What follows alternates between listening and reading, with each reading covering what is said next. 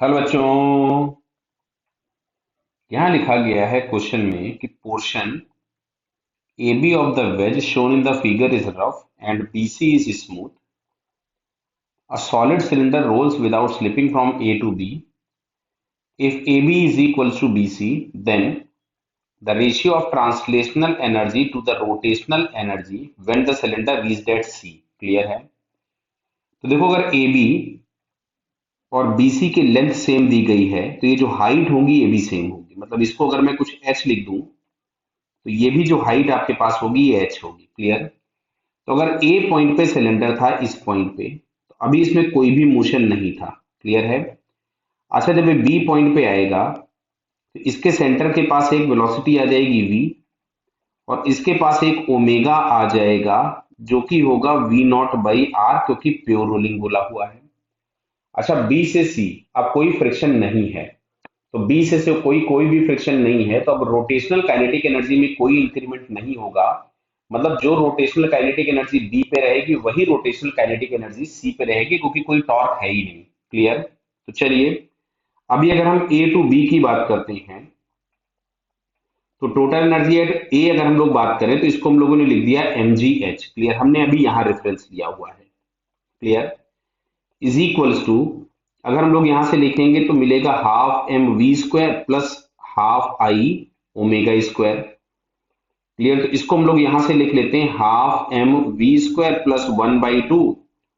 Solid cylinder दिया था तो इसकी जगह हमारे पास हो गया एम आर स्क्वायर बाई 2, और ओमेगा की जगह हम लोगों ने लिख दिया V square by R square. Clear है बेटा? तो यहां से आर स्क्वायर से आर स्क्वायर तो कैंसिल हो गया, तो ये हमारे पास आता है 1/2 एम वी स्क्वायर प्लस ये आ रहा है 1/2 into 1/2 M V square. Clear? तो एक काम करते हैं हम लोग कि हाफ एम वी स्क्वायर जो है इसको हम लोग कुछ भी ई लिख देते हैं. तो ये हमारे पास हो गया E plus E by two. मतलब इसको हम लोग यहां से लिख सकते थे 3e/2 is equals to M G H. Clear? तो ये जो E बराबर होगा ये हम लोगों के पास यहां से आ गया M G H upon 3 into 2. यानी ये हम लोगों के पास है translational kinetic energy at B. अच्छा, क्लियर है? तो rotational kinetic energy at B अगर हम लोग लिख रहे हैं, रोटेशनल एनर्जी, तो जो कि हम लोगों के पास दिख रहा है कि दिस इज E/2. कितनी है वो? E/2. तो ये हम लोगों के पास आ गया एम जी एच बाई 3. तो जो रोटेशनल काइनेटिक एनर्जी बी पे थी वही हम लोगों के पास सी पे होगी, क्योंकि ऑलरेडी मैं बता चुका हूं कि बी से सी जाने में केवल ट्रांसलेशनल काइनेटिक एनर्जी बढ़ेगी, रोटेशन में कोई चेंज होगा नहीं. क्लियर है? तो अब अगर हम लोग यहां से बात करते हैं बी टू सी, तो बी से सी पे अगर हम लोग बात करेंगे तो बी पे हम लोगों के पास एक एनर्जी है एम जी एच. क्लियर है? क्यों?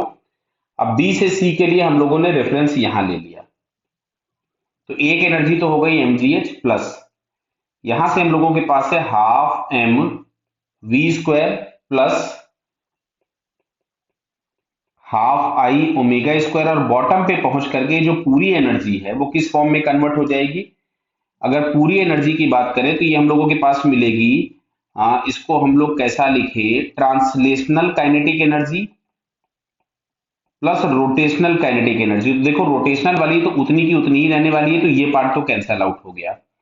मतलब यहाँ पे अगर हम लोग ट्रांसलेशनल एनर्जी लिख रहे हैं कहाँ पे? सी पे, तो वो हम लोगों के पास मिलेगी M G H plus half M V square को हम लोगों ने ई लिखा था. क्लियर? और एम जी एच की जगह हम लोग लिख सकते थे 3e/2.